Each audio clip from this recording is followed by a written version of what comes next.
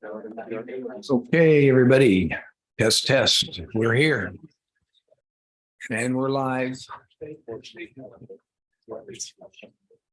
Um, and Commissioner Lopez has a other requirement that she's at. She might be here later, but she's absent for now.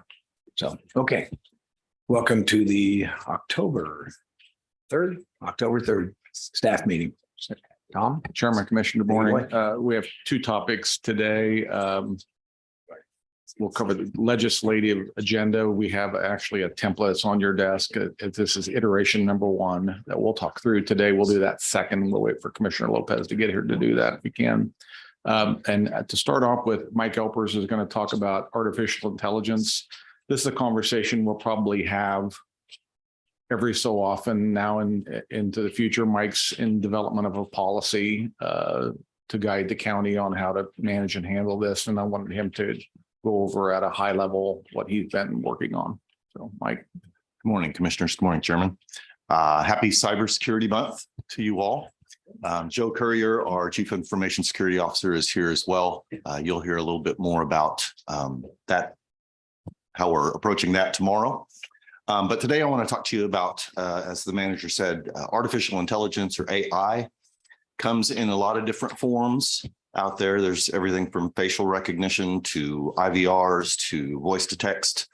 AI is a kind of a broad term. A narrower term in that same space is one called generative AI, or Gen AI. And that's what I want to talk a little bit about today. Generative AI is a small part of AI, but it's getting a lot of attention lately, mainly due to its convenience, but also because of some of the inherent risks of using Gen AI in business. A little bit about it. Gen AI uses advanced technologies such as predictive algorithms, machine learning, and large language models, very large language models, to process natural language and produce content in the form of text, images, or other types of media. Generated content is typically remarkably similar to what a human creator might produce, such as text consisting of entire narratives or naturally reading sentences. Some of the well-known products that are out there for Gen AI are ChatGPT from a company called OpenAI. Google has one called Bard, and Microsoft actually has one called Copilot that's kind of built into their Office 365 solution. I have down here, I can show you a demo. I don't know how familiar you are with this technology, so I can show that to you if you'd like, but I'll continue on for now and we'll circle back to that. Gen AI is kind of being introduced in a few ways. One is just like a standalone platform. So ChatGPT, Google Bard, they are just websites that you go to, you create an account and you just use it online. It also is showing up as kind of a direct integration from other solutions. So you buy a solution or have a solution in-house, and it's got some kind of integration with one of these engines. It can also be kind of transparently embedded in software. A recent example of that was a CommCare system that just got upgraded, NetSmart, that has a Gen AI kind of functionality in it. Lots of discussions, as you can imagine, lots of discussions in some government tech conferences that I've been going to, or government discussions that I've been going to, tech discussions, mainly because there are just really no guardrails around it, right? There's no guidance on how to use it in business. And we all know it's very risky. To give you a little more background, so we have those same kind of guardrails in an IT acceptable use policy that every county employee signs when they become a county employee. And an excerpt from that policy I wanted to read to you. The subject matter of messages and all electronically sent and stored data, this is for our on-premise systems like email and using the web. So that subject matter should demonstrate good judgment and reflect the professionalism of Sedgwick County. Content should pass the test of being able to appear in the newspaper without being embarrassing or offensive to anyone. So not real specific, but just some general guidelines. Now, there are some specific things in our acceptable use agreement that we really need county employees to avoid. And the same would be the case in this Gen AI policy, right? We give it some high level kind of guardrails, not wanting anything to appear in a newspaper, right? But also some very specific. Now, Gen AI is a very, very powerful tool, and they just came out with a 4.0 version that is just, it's crazy the amount of data that is behind these. A lot of ways in which organizations are implementing this type of technology is to automate routine document creation, right? It's very, very accurate. It is human sounding, but it's produced by a machine, right? So you give it the same input each time, you could expect the same output, generating grant applications. There's a lot of talk about that in public sector organizations. I've heard that it kind of somewhat levels the playing field for smaller organizations that maybe don't have dedicated staff to write grants, levels that playing field with larger organizations that might. But as I said, there are all kinds of cons or all kinds of risks associated with it. Number one, the text that comes out of it is, like I say, produced by a machine. So it can be biased, right? Inaccuracies. I've heard a expert talk on this solution or on this technology, and he says that Gen AI solutions today are about 90% accurate. Said in 1 to 2 years, they might be 99.9% accurate. But right now, I saw a demonstration from the CITO in Topeka of the state that did a little exercise with it and listing the top 6 barbecue locations in Topeka. And the very first one on the list was one that closed 6 years ago. So there are just some inaccuracies behind it that we need to be careful of. Unauthorized use of intellectual property, plagiarism, right? Universities, colleges are all up in arms about the use of Gen AI. There are security concerns, data leakage concerns. I can show you that on the ChatGPT engine, it keeps a history of the input and the output that you've done. So how long is that history kept? What kind of input was put in there? Who has access to that input? Sensitive data, unconfirmed data, information, this is a big one, information not meant for public release. That's a big part of our policy or what we're drafting in our policy. Gen AI can also be used for generating software code, right? There are several engines out there where you say, write me a .NET application that can perform as a dictionary, and it'll spit something out which can be used. Now, there are bad actors out there that will try and inject bad code into these developments, right? And so if you don't know what you're doing, you've got to be very, very careful. From the policies, it talks a lot about specific input and output, right? That's the way these machines work. You have to give it something and then it gives you something back. So we've tried to frame the specifics of the policy around those two areas, around the input and output. The input, again, anything inappropriate for public release should not be used. And then anything copyrighted should not be used. It's tied to a profile that I generate. So if I use my sedgwick.gov email address to create that profile, then it's tied to our organization. The output, this is a line that was used, the state came out with a Gen AI policy in July, and this is one that they used that I got permission to copy. The output must be reviewed by knowledgeable human operators. So you can't just get something out of it and use it as gospel, right? Use it for generating or assume it can be truthful or accurate. Can't be used as policy. It can't be used as an official statement, and it can't be the sole source for making final decisions. Those are some of the highlights from the policy that is in draft. We're currently working with legal now to finalize it. We plan to roll this out initially as a supplement to our acceptable use. We have a system called DKT, or document knowledge transfer, that we will use to roll this out to all employees through email. It'll arrive as an email. They click a link, they enter their credentials, and they read the document and sign off that they've read it. It's kind of interesting that we don't really promote the use of that, right? Going to a website, entering your credentials. So hopefully a lot of people will think that this is a suspicious email. They might call help desk, as they should.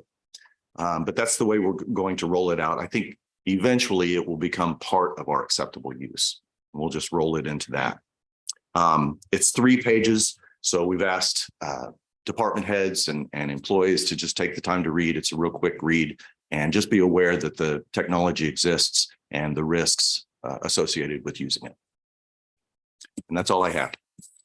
When are we going to have a visibility to a draft of this policy? Or Yeah, what's the time estimated. Right. I got the draft back from legal on Friday. So, and they made some recommendations that I want to implement, and I'm just terrible at the formatting of those things. So it should be out soon. So the state did a policy state for all their state organizations. They did, yes. And that is finalized. It was put out on July 31st, or on the 25th, effective July 31st. Okay. What are the questions we have here? Go ahead. Again, I think that the risks are obviously you've come up with a number of things to be concerned about, and I agree with that. Is there a preferred artificial intelligence platform that you'd want us to use if we decided we wanted to use something like that? I mean, there are so many of them. The big ones are probably the most safe. They are produced, developed by reputable companies, Microsoft, Google, right? If you get into some of those smaller vendors that have their own engines, probably not quite as safe. I'll just say this: I've dabbled with it just to see what it is, and I'm blown away with what it can do. But one of my sons, has a very technical job, and he has used this to actually create, if you will, a higher skill set. He's creating charts and graphs and doing the analysis that, frankly, he could not do on his own. And it is incredible what he's able to accomplish. He does have to vet what's coming out of that, but it is the things it can do is just unbelievable. But so with that in mind, do you intend, or is there any plan whatsoever to kind of show some of us older people some of the capabilities we can use and how this might be beneficial to our positions here? We haven't planned that. Right now, we're just being extremely cautious, right? Trying to we know that a lot of employees in the organization don't know much about it, won't use it. But we also know there's some really smart end users out there who I know I've spoken with them who have already explored it and who are working to determine how best to use it in their business, in their departments. So right now, we're just, from the IT perspective, we're just being very cautious. We want to make sure that message gets throughout the organization. Thank you. All right. What else?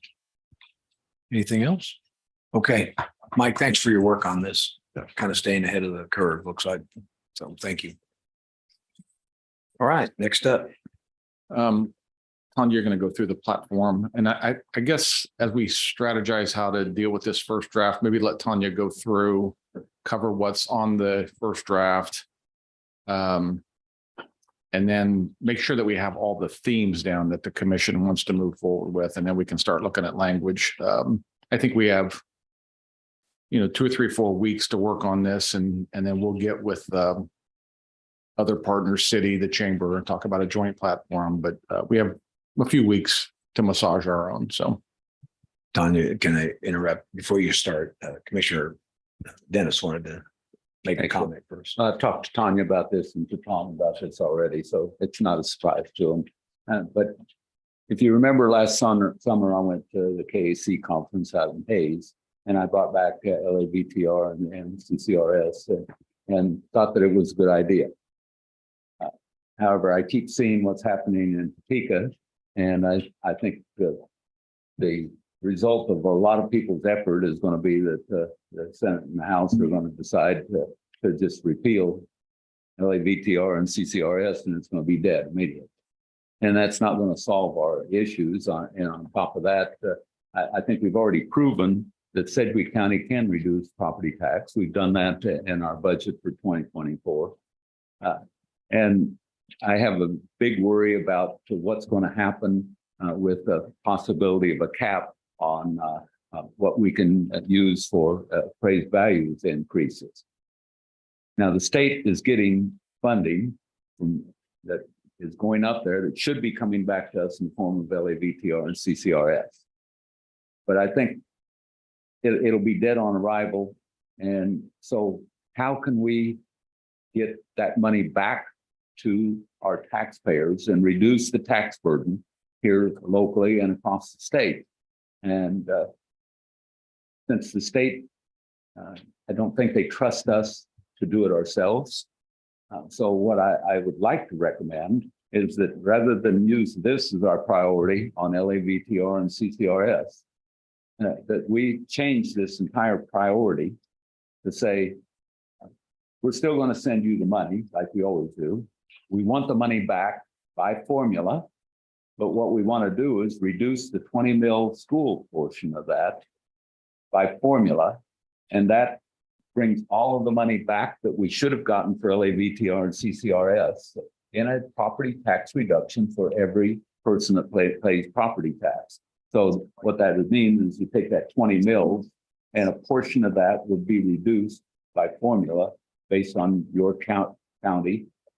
The schools would not lose a nickel because they get the exact same amount they'd get before. The money would come back and property tax would be lowered, and the state legislature looks like heroes because they reduce people's property tax. So I don't know what the other commissioners, I really haven't run that by them too heavily. So this is probably a surprise to them. But I'd like to hear what they have to say before we get in and try and figure out what we want to do with LAVTR and CCRS. Maybe there's a better way that makes the state look like heroes, that we still get property tax relief back here for the exact same amount of money. It doesn't impact the schools at all. They get the same amount of money as they've always received. Really, I think it's a win situation where I think if we argue LAVTR and CCRS, it's a lose situation for us. Okay. Any other comments you want to digest before we comment? Chairman, thank you for a chance to speak on this. I did attend the, I don't know what they called it exactly, but the tax tour, I guess they called it. What President Masterson was presenting. Speaker Hawkins wasn't able to be there that night, but again, this did come up. Actually, I brought it up as a question. He talks about a lot of different things that are legislative actions that are happening, but I did bring up this issue, and I can tell you there is an incredible commitment by the leadership in the legislature, both House and Senate, that the idea that we're going to somehow get them to support with a majority vote these demand transfers is just it's not likely. I mean, I think we need to know our limits here. And I can tell you also that the topic is kind of offensive to them. And I think if we go down that path, I mean, I'd say this, the lobbyist for the KCCA is using extremely strong language, and it's getting to be a very inappropriate public fight between the two, the leadership versus the lobbyist. And I think that that's not wise for us to take that tack. So if we want to be politically savvy and strategically smart here, we need to understand the cards we've got in our hand here. I agree with Commissioner Dennis that the end result to the taxpayer is the same. If we were to lower our tax burden or the state would lower their tax burden, either way to the state, to the property taxpayers, it has the same net effect. I do think that I make a pretty strong argument that sales tax that is self-imposed by our own taxpayers has done a great job of lowering the property tax burden. And I think that we actually have evidence that they've not considered. So I think that the topic is still a topic we could talk about, but I'd like to concede, if you will, the idea that they're going to fund these programs. In fact, I think they're going to very likely remove these things from the statutes. And so as long as they continue to provide funding to lower property taxes through the state's 20 mil, I think that actually does make some sense. It doesn't make sense in terms of the history of why these demand transfers were created in the first place. They replaced local government's authority to levy different forms of tax revenue, and they replaced that with the state program. These demand transfers were state replacements. So knowing the history doesn't really make sense in that regard, but if we would just concede the argument and get to a 20 mil reduction, some reduction of the 20 mils, I think we can get there. My only fear is, of course, that they'll change that when the next time they short on cash, they'll just defund that again, but we'll see what happens. There is a couple of other ideas out there about, forcing us to prove it. Carolyn McGinn, Senator McGinn has got a plan to where the money would be sitting there available for by application for projects in your community that can't be funded through, there may not be revenue locally, that she would be willing to have this bill. She actually pushed this bill forward in 2019. I read the bill. It's actually pretty good legislation, I think, where the money would be available for granting from the state of Kansas based on a project review. So I think there's some other ideas out there, but I agree with Commissioner Dennis that the on the onset, these programs as they sit today, we know it's not going to pass. And by the way, even if they did fund it, as much as I would love to see them do this, it's a 1.1 mil difference to our taxpayers. It's not as, I would tell the taxpayers that your property taxes are 1.1 mils higher than they would be, but the state of Kansas hasn't funded these programs. I don't mind that narrative still, but I'm not mad about it. I'm not going to be ugly about it. It's just the truth. So thanks, Chairman. Okay. Commissioner Beatty? Yeah, I would agree wholeheartedly that putting LAVTR and CCRS into our platform probably is a lose-lose effort. You can read the tea leaves, you can hear what leadership in the legislature is saying. They're not going to entertain these things. And if our interest is to give property tax relief to our constituents, I think that the state's proposal, if they were going to attack the 20 mils, is better for our taxpayers. It'll provide more relief, or potentially more relief to our taxpayers. So, so you have that emphasis on that side. The other side of the coin is we've got to make sure that we can shore up our capacity to perform our core services. And if LAVTR in its truest sense was to just pass through to the taxpayer, I don't see a benefit of holding on to this thing for dear life in a lose-lose fight to make a statement that isn't going to win.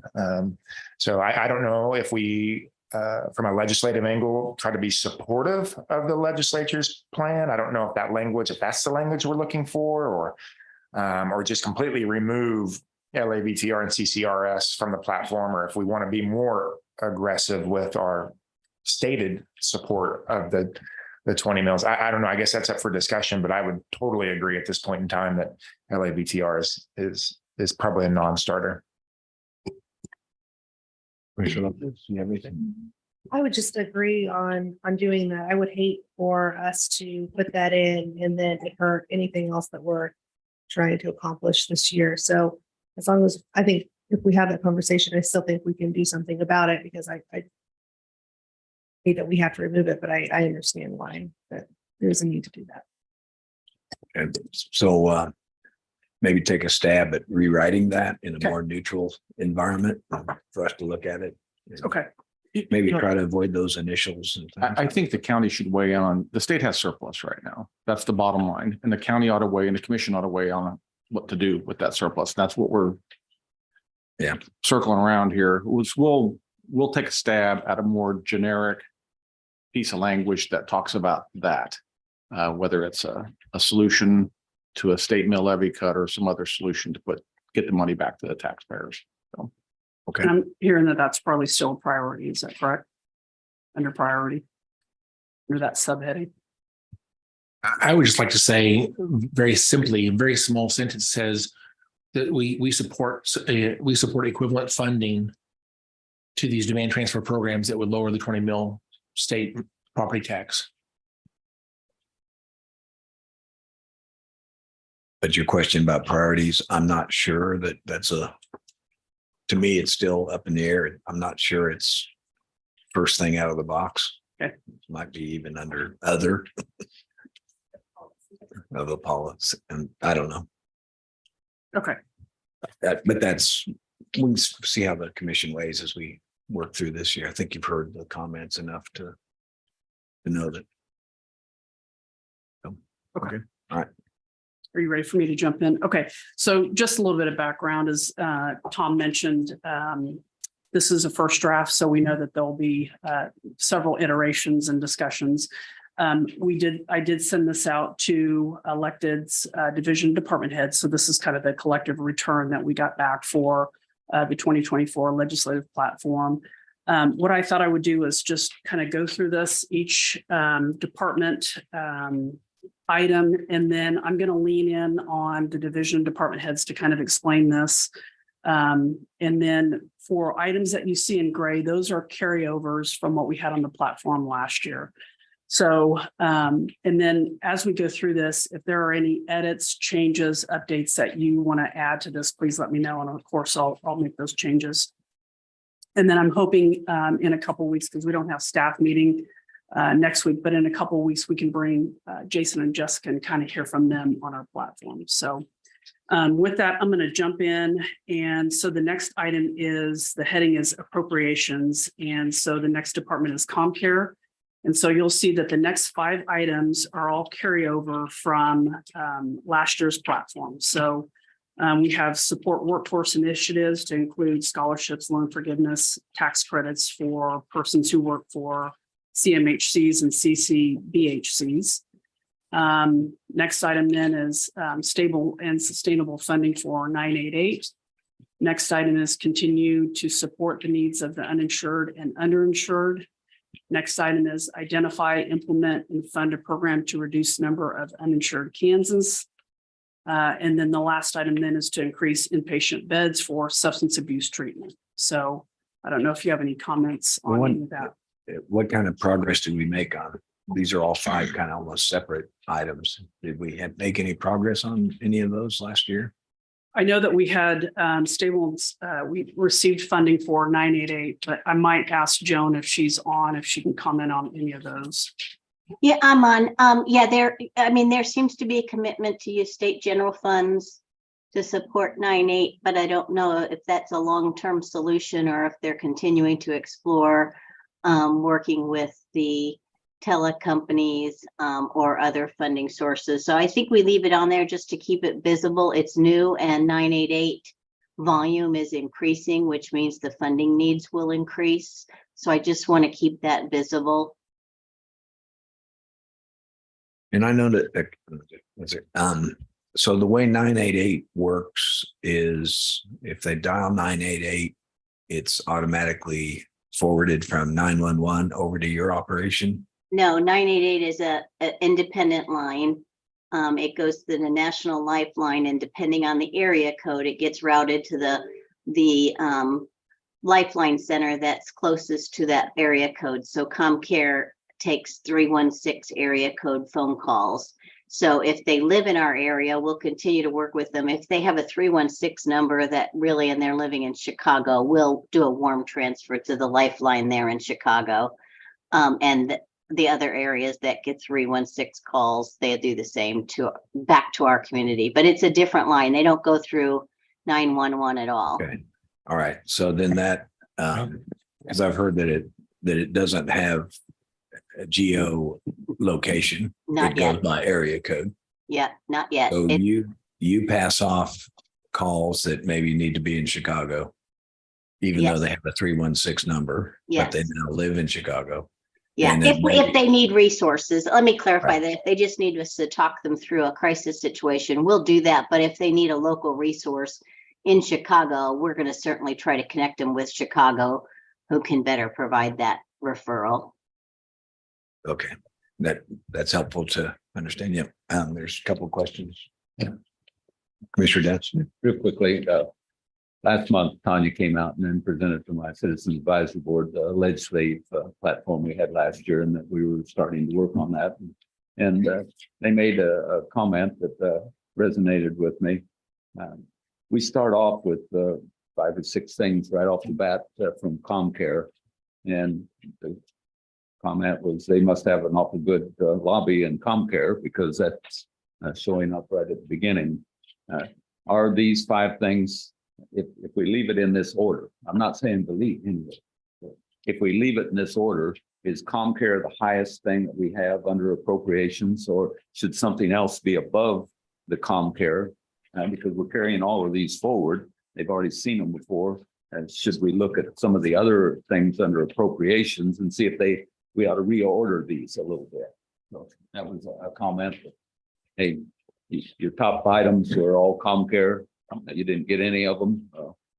We got 988 a little bit, but not entirely. So I think that's a good point. Let staff have a shot to do that first, and the commission can do the final tweak on it. That's a good point. Thank you. Yes, Commissioner Beatty. Hey, Joan, do you have the updated data for how many calls are coming into our local 988, or would you be able to email me some of that information? Yeah, I'll send you the latest report. We track that every month. And we get that information directly from the National Lifeline. Okay, thank you. And is it called National Lifeline, Joan? It's the National Crisis Lifeline. Okay. Can I ask a question? So some of this handoff and call volume and stuff, we can access either through that or you get that to us. Is that right, Joan? I'm sorry, I'm not sure I understand the question. Well, if we wanted to see call volume, like going on around the country, hot heat spots and stuff like that, is that available at the national? It's available at the national level. I could provide you statewide data for the 4 centers that take calls. So I could Okay. show you a comprehensive Kansas picture. Okay. Yeah, Commissioner I Lopez. just have the last one, the increased inpatient beds for substance abuse treatment. Can I have that explained? What the, Did you hear that, Joan? The last. Yeah. last Yeah, bullet there point. just aren't a lot of residential beds for folks that need support beyond outpatient services. And the wait time to get into those beds, if you have no insurance, could be 12 to 16 weeks. So the desire is to have additional beds available so that people can get treatment sooner rather than later. is this for medical? No, this is just for substance abuse residential services. So an inpatient type service versus outpatient services for somebody that needs that level of support. This is not something that at least partially would be handled with the psychiatrist. We're looking at, I mean, how does that play into this? Joan, talk to us about the difference between this and substance abuse in bed capacity that we have talked about with opioid funding or some other. Talk to us about the differences between the two. Sorry, Tom, can you ask that again? I'm not sure what you're asking me. Well, as we look at this last bullet, Right. it seems like we've had this discussion locally on the need of, for example, meth or opioid addiction, where people need they need to be in a hospital for an extended period of time. We've had that discussion. Is that the same? Is that what we're asking for here? Yeah, it's not hospital based. It's outpatient. It's a residential. So like SAC has some beds in Hutchinson, but they're not sufficient. Like he has a long wait list. So inpatient hospital beds would be more of your, if you think of a private for-profit agency might be more of an inpatient type setting. This is more residential, longer term, 30 days. So it could be for somebody who has an opioid dependence or a meth dependence, or it could just be somebody who has any other substance related disorder that just needs that higher level of care. It's very hard to get out of a pattern of addiction when you are going home and living in an environment that may not be productive for recovery.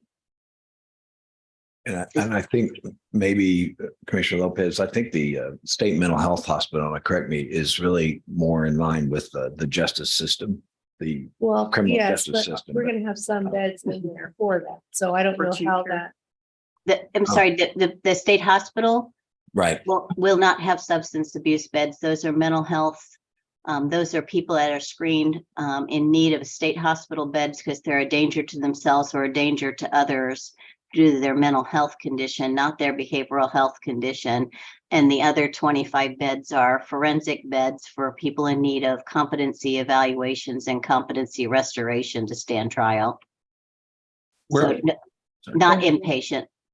Where Beds for substance use. we had discussion of inpatient beds was at ComCare Crisis.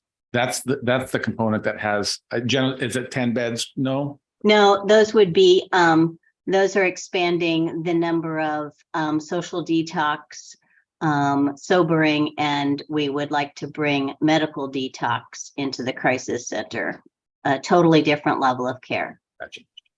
So should we not have medical detox? I guess that's kind of where I'm trying to go with this is we need medical detox beds significantly in this community. So should medical detox not be included in this? Yeah, I think it's a really good point, and I think we should include that.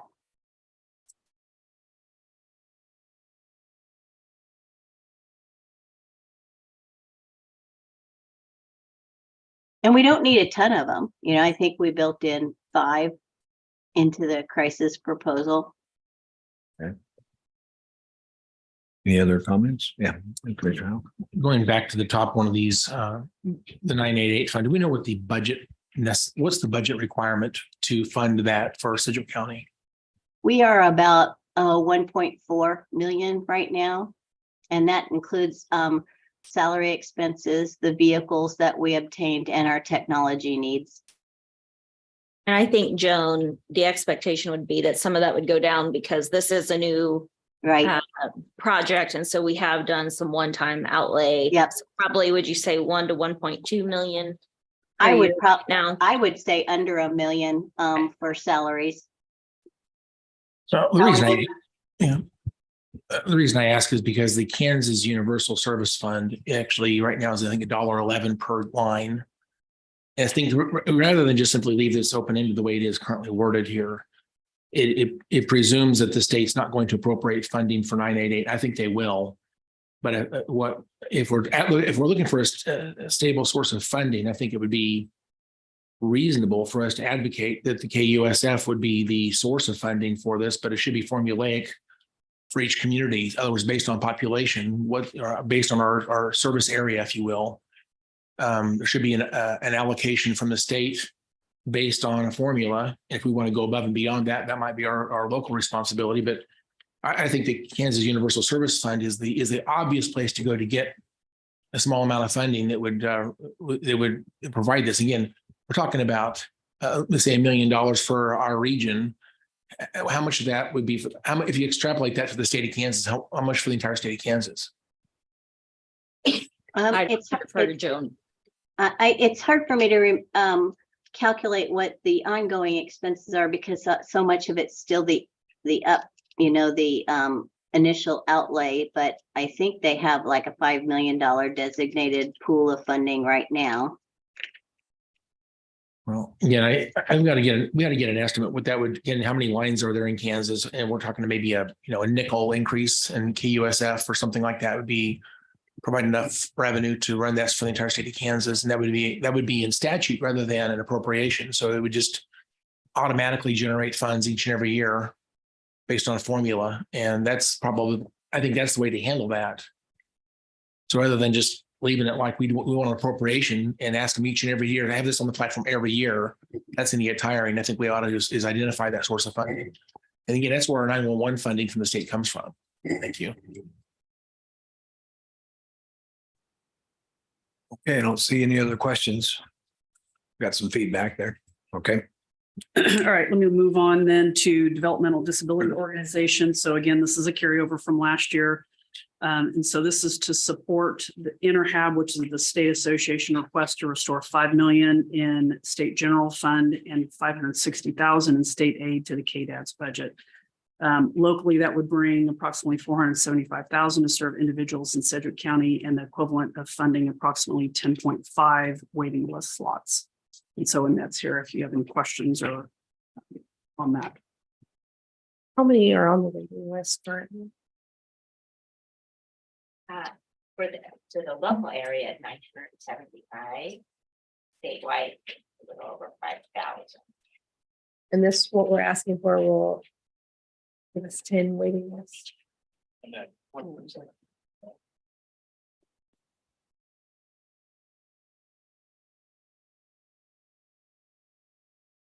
So custom products for a person to come off the waiting list is $45,000. Now this funds So that's just kind of I give you a figure, but we really wouldn't pull someone off the waiting list, because if you pull somebody off the waiting list, then they're not eligible for the Medicaid program. And whatever we could provide at the local level is not going to be equivalent to Medicaid.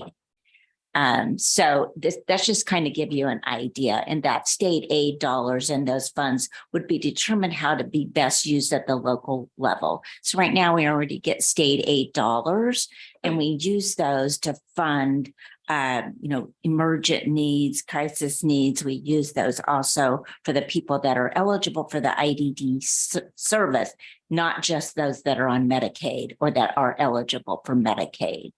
So there are people that are eligible for the IDD services that aren't eligible for Medicaid. You've got the tiny kids and those that aren't eligible for that program or aren't eligible for other reasons, but they still need services. So that is how some of that state aid dollars, how the state aid dollars are currently used. Okay. Thanks for answering. Go ahead. Chairman. So are you telling me that if we put this in and then we get 5 million for the state, that's 5 million for the whole state, this is statewide ask. Yes, that's Then, correct. We end up getting somewhere around 475,000 here in Sedgwick County. But are you saying we would not reduce the slots by 10.5? I didn't quite understand what you were saying. No, that's the equivalent value of that money is 10.5 slots, because the average cost for somebody that's moved on to the Medicaid waiver program is $45,000. But whatever action we would take at the local level, you would not want to move somebody off of the Medicaid waiver waiting list. So this description is incorrect then. We wouldn't. We need. Yes. We need to rewrite this description.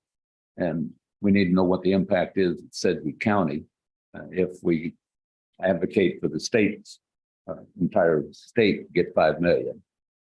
And that is the $475,000. So what would that give us? Again, remember when we rewrote this whole thing last year, we were very specific trying to say what the impact is.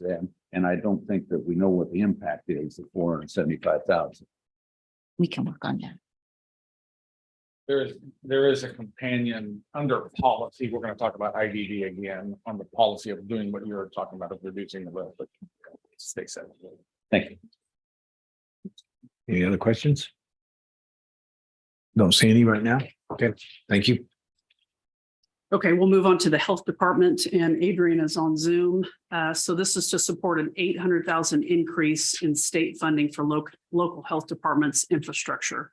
So locally, this could represent an additional 155,000 in state funding, which could support a data analyst and a health educator. Okay, that's new. Why don't we get Adrian to explain that? Good morning, Commissioners. Adrian Byrne, Health Director. Morning. So last year, the president of CALD, which is the Kansas Association of Local Health Departments, had asked for $1.8 million to be added to the funding that we get every year from Aid to Local, and this would specifically be for state formula funding. And half of that was approved.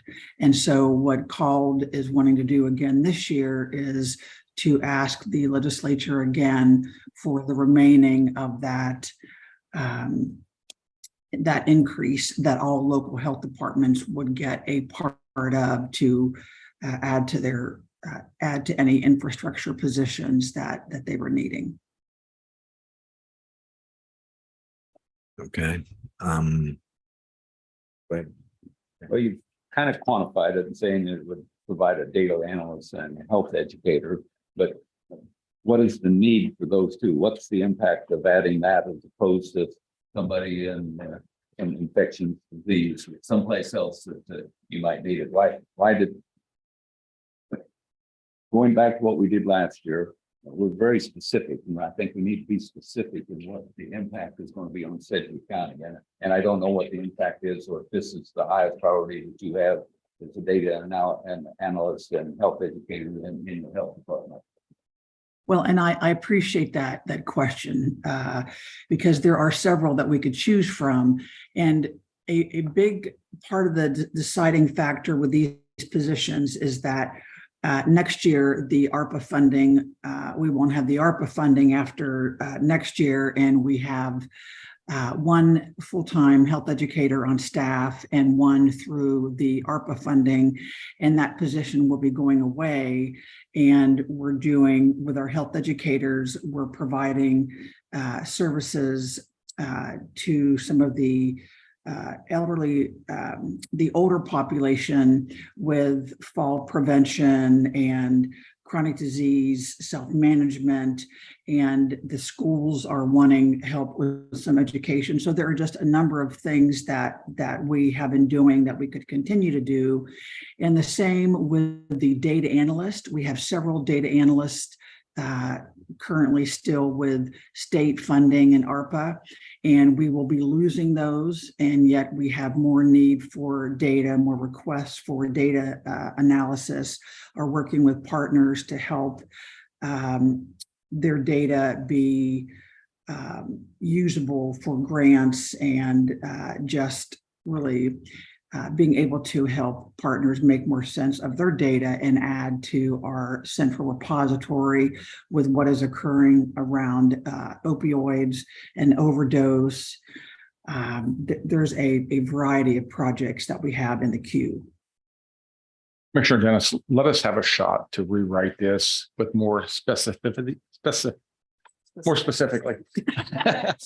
And then just a real quick, Adrian, each health department that applies for some of this money may have different uses for it. This is not a universal use kind of ask. This is a universal ask for all health departments, but Sedgwick County may do something different than Joco, for example. Yes. Okay, Yes. we'll write something up.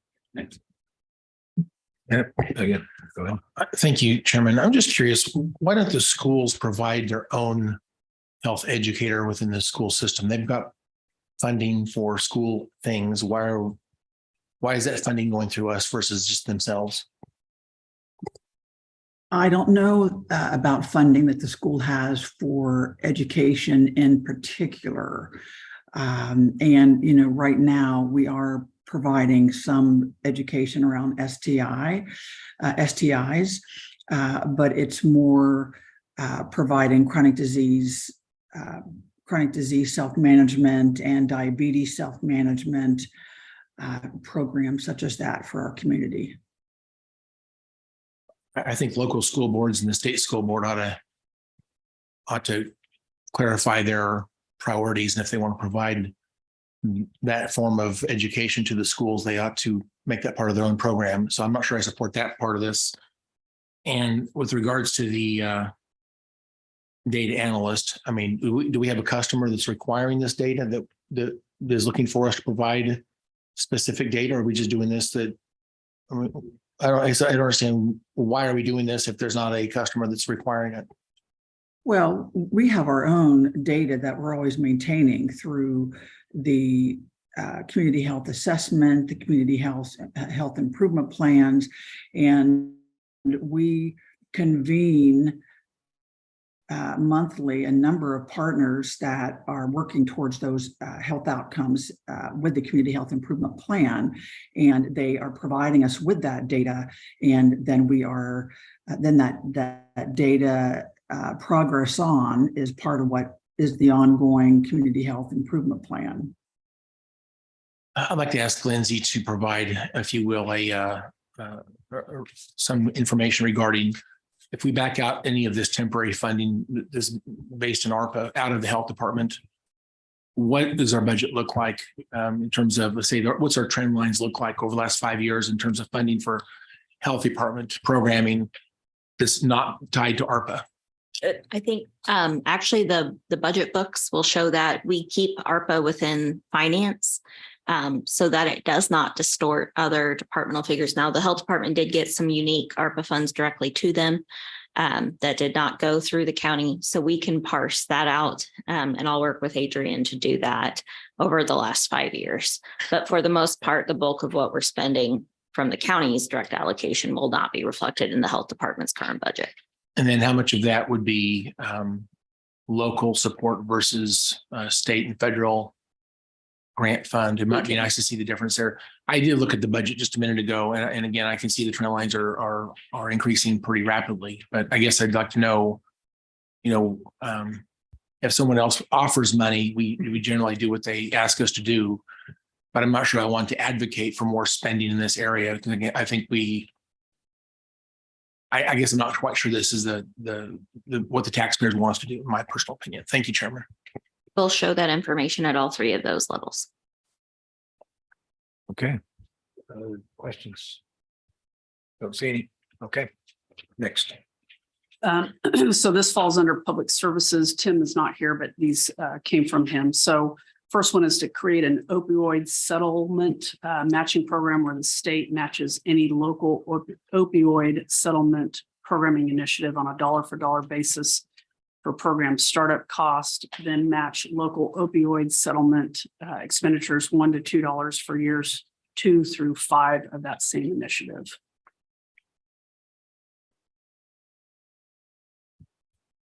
Comments? Don't see any. We already have the authority to create the fund locally. What this really is about the match fund. Okay, thanks. I think the question here, and I think this raised the discussion. How do we leverage the Right. state setting on a lot of money of opioid money? And that Sedgwick County, and I know Justin's opinion is because we are funded, our chances of getting that are not good.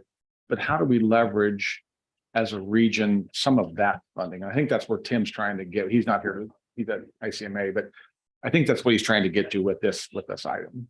How do we leverage it? Chairman, if I may, are there limitations to the state's deployment of funds versus the counties? Are there differences, Justin, or? The way that the state statute on that is worded is that we're essentially like a less favored recipient of potential state opioid settlement funds relative to other entities like private entities, not-for-profits that may apply for state money. So it doesn't mean we can't get it. It just says that if you're getting the 25% that cities and counties are getting through the settlement, and we're of course one of those municipalities getting that money, that we're less likely to get funding. And now how likely are we? I don't know. It's too early to know. I'd be in favor of advocating for this some way, somehow. We've entered into an RFP process with the city of Wichita to join and collaborate our funds together for greater impact. If we can get the state on as a partner in some of those things, it will further increase the impact we could have. I don't know what the language needs to be or what conversations need to happen directly, but if we could bring the state on as another partner for this region on top of what Sedgwick County and Wichita is doing, it would be powerful. I think, and I want Justin to weigh in on this. I think the state's concept there, that money that they have is for nonprofits and non-government entities to try to go in and get something done. I think if we do this, if we move forward to leverage between city and county, it is imperative that we have a third party, private sector. Agreed. Kind of nonprofit entity as a co-partner with. I think that makes our chances really. I would agree. Yeah. And thank you. All right. Next one is create a pool of matching funds for capital expenditures related to the development and implementation of juvenile crisis intervention centers. What does that mean? Kind of.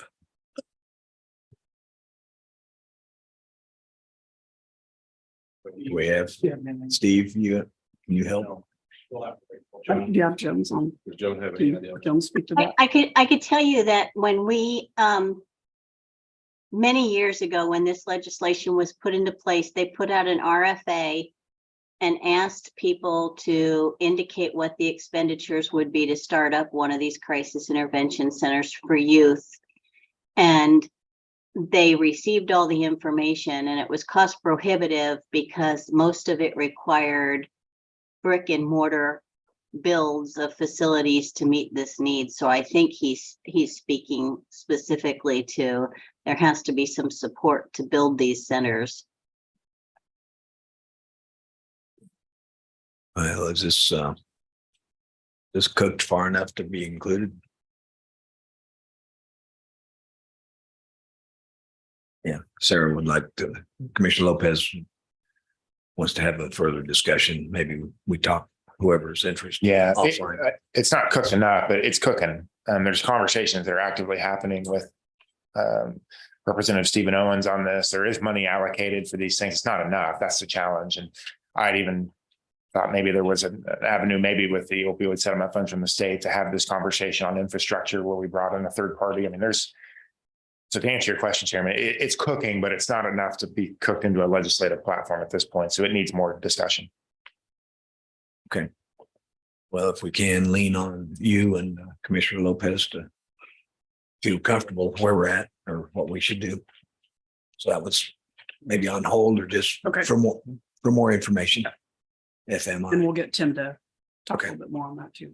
Okay, next one, fund local housing first program initiatives to decrease homelessness. Commissioner Beatty. Well, we already do fund, the city and county already do joint fund program for housing first. And when you ask the people, and Joan might be able to, I don't know if who would be on from that run the Shelter Plus Care program, or if they would have any idea on the vouchers. But when you ask them, do we need more funding for this? The answer is always no. It's been no in the past. So we don't need more funding. We need more case managers to operate this program. So I don't know if Joan would have a difference of opinion, but I've asked the question twice specifically, do we need more funding for the Housing First City County program? And the answer twice has been no. It's not more money. It's you need more case managers. So that would be my opinion. Okay. Yeah, this population needs support, that's for sure. I don't think we've used all our Housing First vouchers in recent years. As we move through this, this looks to me like more of one for our combined legislative agenda rather than specific legislative agenda, because that's across city. And Yeah, I would agree with Commissioner Dennis that I think this would be more of a city of Wichita request in that regard with the state, and that the state should be investing into what's happening here in this regard. But that would be a joint, I would agree. Yeah, that sounds good. And I agree that we should talk about homelessness, but I don't think the vouchers, if we have leftover vouchers, and that's what I've heard for years, we've had leftover vouchers already in place. So I don't know what more vouchers. Sure. In this program, the Housing First program, they're actually, I have used all the vouchers. We don't have enough supply. We don't have enough houses. We don't have enough landlords that are working with us. But the Shelter Plus program and the continuum of care is where we'd run into some problems, but a little different program. And the joint city county plus even a chamber, I think that'd be a Agreed. regional chamber as well. Okay. So it sounds like the next one would be a joint one. Also create a fund that housing developers can access to offset 25% of construction cost to increase availability of affordable housing in communities with significant homeless populations. Well, probably. Can I ask where we got that from? This came from Tim. You know where he got I don't. the 25%? Back to Commissioner Beatty's comment, I just don't think we have enough structure within the region to accommodate this. And I think this is just a chance to get more structure. I'm just wondering what's the significance of 25%? I don't know where he got the percentage from. Yeah, Just an incentive to make it is. make builders. It actually, Tim was a part of a housing subgroup conversation in the homelessness task force. And that's where this conversation, I don't think it's a county legislative platform. I think it needs to be a joint platform. But again, and the city of Wichita has incentive programs for some of these things, and they're exploring those directly. I just don't know if it's something that is part of Sedgwick County's platform. Okay. Yeah, go ahead. Thank you, Chairman. I also just think about the strategy of this using taxpayer funds to essentially buy down the cost of affordable housing for people who we determine needs it. I think this is kind of a community discussion we need to have. I don't know that I agree with the strategy to do that with local tax dollars. And if we ask the state to fund it, we're talking about them taxing us to provide affordable housing, which puts a greater burden on our own people. I think our people are going to have something to say about that. Thank you. I would agree. All right. Okay, I'm going to move into the policy portion of the platform now. And so the next one is, or the first item I should say, is broadband access. This was a carryover from last year. Support policy that funds broadband access through state and federal legislation. Is that almost old news? I mean, that ball's rolling appropriately or not? I think it's rolling, and we still hear things going on with broadband. I think I'm still hearing stuff through KAC, stuff that's going on with broadband. Okay. But this is kind of just a policy statement, and I don't know where we're at in Sedgwick County. It's more of a Mike Elford's question. What do we need in Sedgwick County to make sure that we have broadband, especially in rural areas where we don't have access to that? So, is this a policy question, or do we need additional funding under appropriations to get the broadband? What do we need? We didn't get it last year because I don't know if I can define what we're wanting. So what are we going to go for this year? Yeah, the state Office of Broadband Development is in like year one of developing a 5-year plan.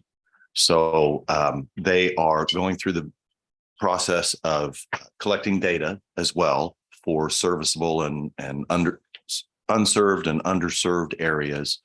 They've got several grants that they've already awarded, but those are going mainly to the providers in the area based on feedback from organizations such as Sedgwick County or from actually individual citizens is who they're really going out with. We have participated to date just basically by getting the word out to our citizens to go through the speed tests, go through the documentation processes that the state and federal government have laid out. But there hasn't been much for our organization to do in this. They're still in the early planning stages. I would say there is one, I speak with those folks every chance I get. And I would say that there is one area that, excuse me, that they don't have covered. And that is they have a affordability program that citizens can take advantage of. They have to apply for it. And it's a great program, and it's really how they're going to get the citizens to take advantage of the broadband once it gets in place. Because it doesn't make any sense for providers to put in all this infrastructure and then, charge $50 a month for households to use it, and the households can't afford that. So they've got a program in place now to where they're awarding $30 out per month for these individuals to leverage. Well, that program is not long-term funded. And that's going to be a problem because providers do not want to go into sparsely populated areas or underserved areas, currently underserved areas, if they know the long-term income won't be there. So that topic has come up several times with the Office of Broadband Development, with the city CIO and myself and others in the IT realm of local government. My question is this a policy discussion or is this an appropriations discussion? Do we need additional funding in order to be able to hit the rural areas and people that still can't afford it, disposable income? Or what do we need in our legislative agenda in order to be able to get broadband? Let's lean on Jason for some guidance on that. That's a good question of whether this is between policy or appropriations. Let's talk to Mr. Watkins and then we'll come back to you, Commissioner. I get your question on that though. Thank you. Yeah, good. Thank you, Chairman. Can we use this to get some internet to the auditorium downstairs? I'm just joking. You already solved that problem. That was a Pete Meister joke. I am curious though. What I know, I'm curious. What population do we have in Sedgwick County that right now does not have broadband? I really don't think I understand exactly how big of a problem this is in Sedgwick County. Is it just residential areas? Is it do all the cities in Sedgwick County have access to broadband? Can we help understand that a little bit more deeply? There are areas within the city, within cities, within Wichita, where providers don't want to take on the expense to bore into those neighborhoods, basically. And if we define the word broadband, I mean, there are some wireless broadband options, are there not? There are, but the state defines broadband as 100 meg down, 25 up. And most, like cell phone services, you can go to Verizon and buy a box, right, to get your cell phone. But most don't deliver that type of speed. They're interested in state is interested in long-term connectivity options, and they should be. I talked to someone just yesterday who works from home in the rural part of my district, And again, I think he's computing and that type of thing. I mean, the access that he has is wireless. It's good enough for him to do his job. I'm sure he's probably not gaming or streaming video. Those are the two things that may be impacted by this. But I'm curious, are those two things our priority? If people can communicate and they can work and they can run an office type of thing. If there's good enough wireless options for them to do those types of things, I'd like to understand, what is it that they don't have? If it's streaming video and gaming, I'm not sure. I think that's the priority for me personally, but if someone can't run an office, that may be another problem. That's not the priority. Okay. I think it came down to the online learning when students were forced to take classes online, and you have families that have, multiple children. So each of them needs to be able to stream to their own classrooms or, that type of thing. It's not streaming movies or gaming. Okay. And again, like the Zoom platforms and things like that are much more, they're lower resolution and frame rates and things like that. So I don't know, again, what is required to make that type of stuff work. But Right. They're basing it on speed, on download and upload speed. okay. And if there's any data that talks about how many people are being impacted and the types of things they can't do because of the lack of broadband, it might be good to understand this more deeply, because we've been talking about this as a state. I was a legislator back in 2011. This was a state priority back then. We fully funded a program back then that they said we actually completed the program. And now we are back doing this again. It seems like this never ends. And so I don't know if just technology just demands more and more and we're not able to keep up with that, or. And that's part of it. Files grow. And again, I know there's some wireless things that are at least on the horizon. I mean, SpaceX has I don't know if it's unaffordable or what it is, but there are some things out there where they can provide internet anywhere in the world, potentially wirelessly. So thank you. Commissioner Howell, to address your first question about where in Sedgwick County we still need it, Public Works is still processing on a weekly basis multiple permits for specifically for fiber optic going throughout the county. Most of it is out west. Northwest is where it's concentrating right now. There was earlier this year and late last year a push down southwest, but that's where a lot of our permits are coming in right now, and they are hitting the residential neighborhoods in those areas. Thanks, Lynn. No other questions? Okay. We'll move on to corrections under juvenile. Support amending Senate Bill 228 to add juvenile detention facilities. As you recall, Senate Bill 228 directs the Kansas Department of Aging and Disability Services to reimburse counties for costs related to holding a person in custody while awaiting evaluation. So what they're asking there is to add juvenile detention facilities to that, to amend that. And then support amending the juvenile offender code regarding placement issues. And so there you'll see the three asks there to clarify responsibility for placement expenses under KSA 382361. KSA 382369 allows for placement in youth residential facility. They're asking for clarity, is lacking the responsibility for the placement. And then KSA 382399 allows the KDOC to contract for residential placement beds. They're asking for clarity, is lacking on the process timeline in connection to appropriate sentencing options connected to these beds. So we're asking for amending those offender codes. Okay, so these are new items and Minister. just mainly it looks like clarification. Is this maybe extension of part of the Cedric Lofton recommendations that at the state level we need support on, or the task force? Broader sense, kind of. Okay. Yeah. Correction. So Senate Bill 3627 radically changed the juvenile offender code, and I would say for 80 to 90% of the kids, the code does a pretty good job. But there is a small population where our options are either home, on probation, or a juvenile prison. That there's no intermediate step.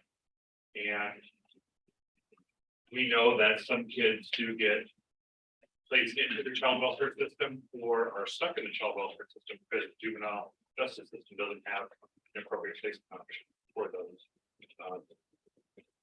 We've heard that the law doesn't allow juvenile offenders to go into adult placement. That's not true. There are specific statutes. It just needs some clarity of when we can use it.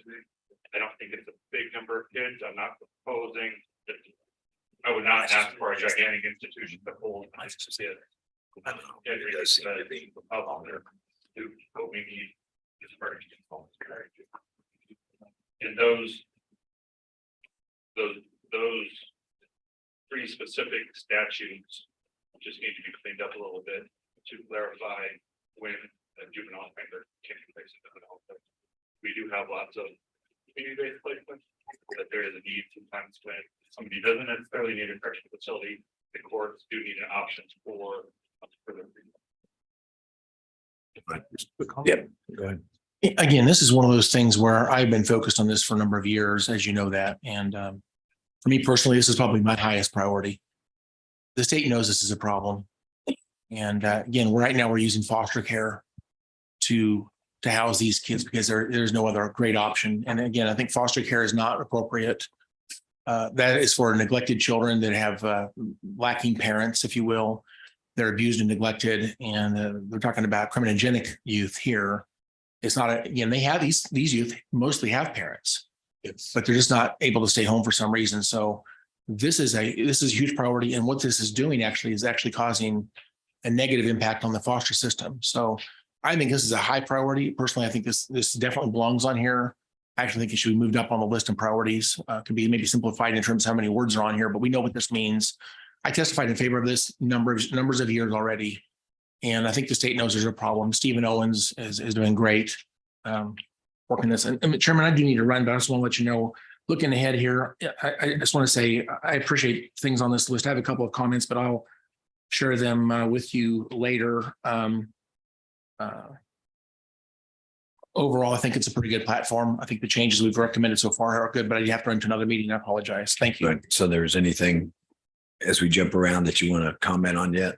Before I just say this, the MABCD one where they removed that sunset, I think that makes sense to me because again, the state was worried about we would abuse that. And of course, we have not abused that. I think we actually have very little usage of that law, but it's been very important to have that tool in the toolbox. It helps us get things done. Right. And the suspended driver's license law, I testified about a month ago on an interim committee on this issue. The state is building a lot of support on this issue, and they know there's a problem. It's bipartisan. The Sheriff's Association, the DA's Association, the courts have supported, if you will, some changes in this law. It makes legislators a little bit worried, but I think everyone understands there's a big problem here. We've not really solved this problem, I think, the way that we can.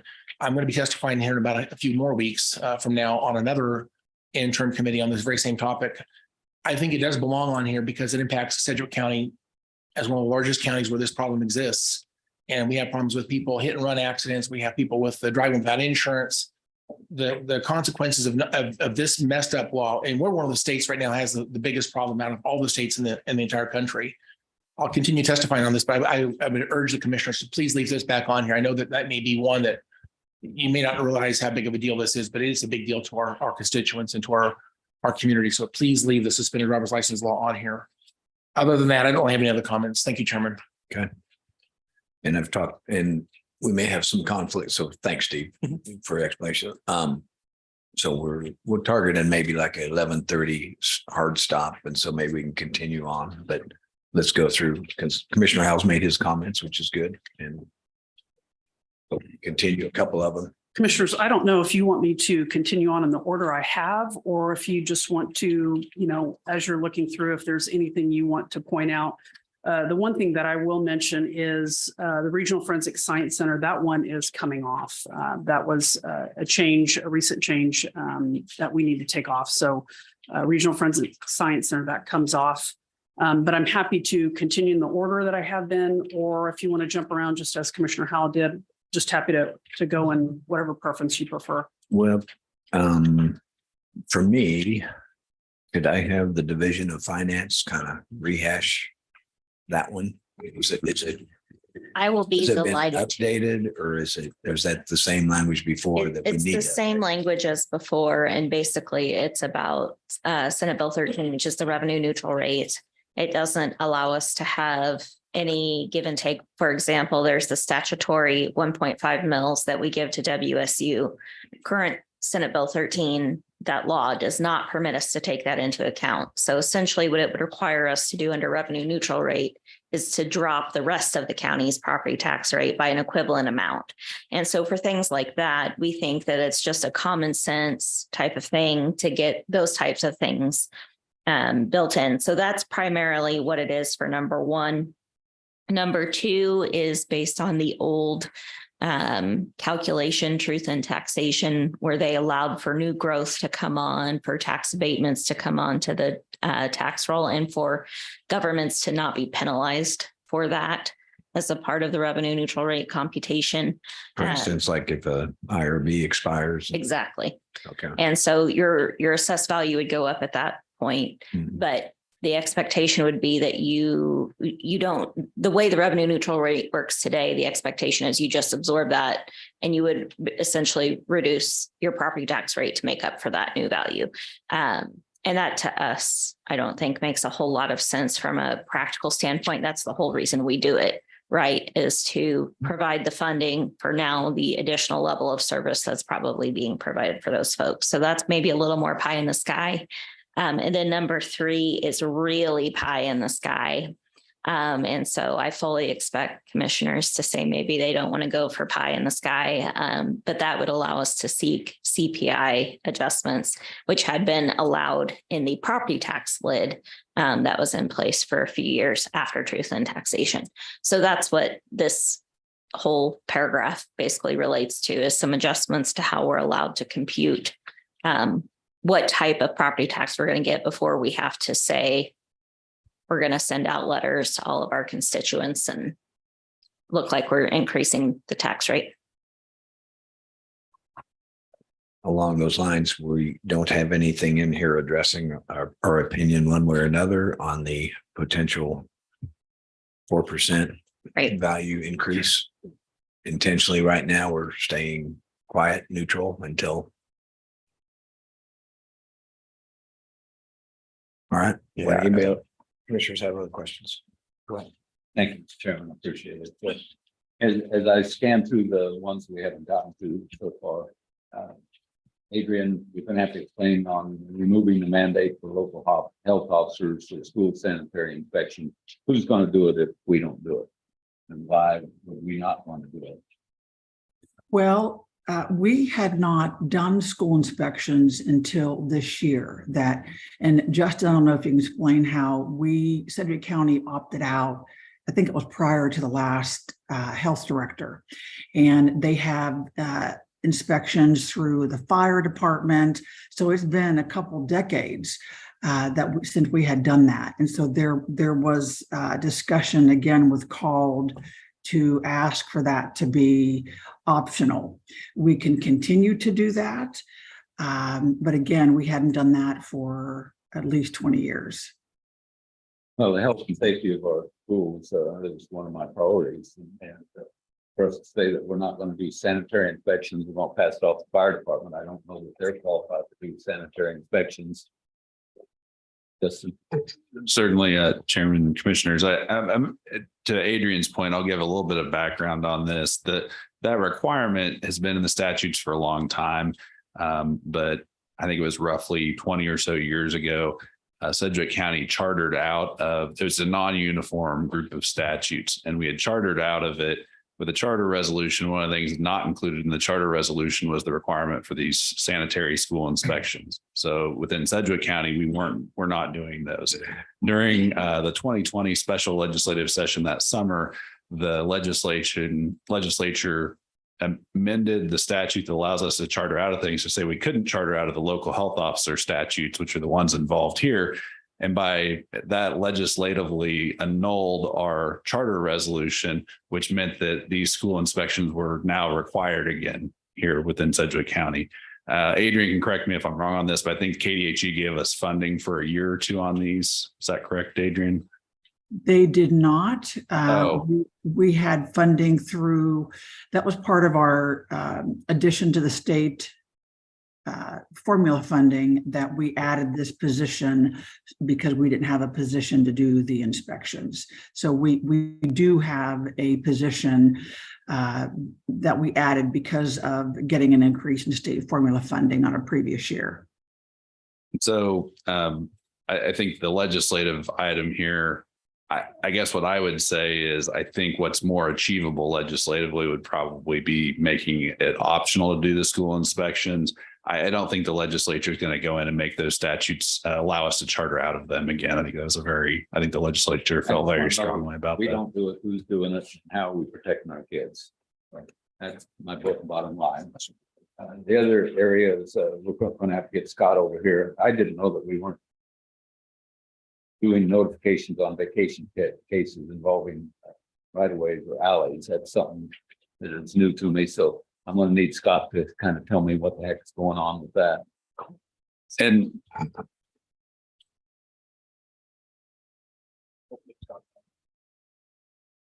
And if, I guess I'll let Scott answer first. If he's not, I can address that.